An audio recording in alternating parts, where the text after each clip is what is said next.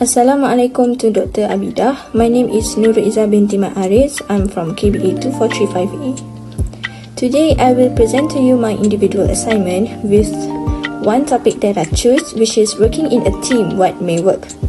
In this presentation, I will explain the introductions of the topic, ways to work remotely, the advantages of work remotely, the challenges, and the conclusion of the topic. So the first thing I will explain is the introduction. Working in groups can now be done both in person and remotely. Remote work is a work style that enables professionals to work outside of the traditional office setting. It is based on the idea that work does not have to be done in a specific location to be successful. Organizations today are run by various types of work groups. There are groups formed specifically to solve problems and plan. There are also groups formed specifically to coordinate work, and some are formed specifically to seek new ideas and changes. In short, a group is formed to include various aspects of life, whether social, economic, political, or otherwise. Next, variety of ways to work remotely. First way is some people may be able to work remotely for the majority of the work week, but must commute to face-to-face meeting in the office 1 day per week. On a typical day, these remote workers work from their home office or a nearby cafe with the option of working from their company office when necessary. Another possible explanation is that this allows employees to work from wherever they want while also taking care of personal or family obligations that arise during the workday. Parents with young children, for example, are particularly drawn to remote work because it allows them to care for their children while working. Move to the next slide. In this slide, I will explain the advantages of work remotely. Reducing or eliminating commuting trips is one of them. Remote workers typically spend less time traveling to and from their workplace, especially if they work from home.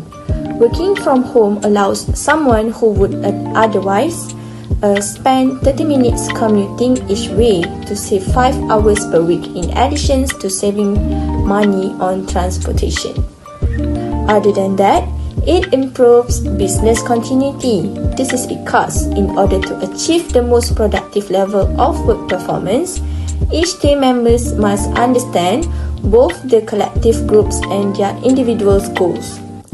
Moreover, giving recruiting and hiring a competitive advantage because they do not have to be local or the company does not have to offer expensive relocation packages. Remote recruitment can broaden the pool of potential managers candidates. Even though work remotely have the advantages, however, there are various challenges that employees may be faced. One of them is a lack of communication. Working in a remote team necessitates remote communication, which differs greatly from working in a shared office space. Employees who are used to approaching a college desk or catching up with a teammate in the break room for a casual, impromptu conversation may struggle to communicate effectively in a remote work environment. Other than that, remote employees who are always ready to serve. This is what isolate workers and their employees fear. Employees value remote work because it allows them to set their own schedules, not because it allows them to work around the clock. Employees also do not want remote workers to work non-stop for fear of exhaustion and loss of utilization for their position. To conclude, working from home is a type of remote work, but the two terms are not always interchangeable. This is because telecommuting does not dictate where a person works.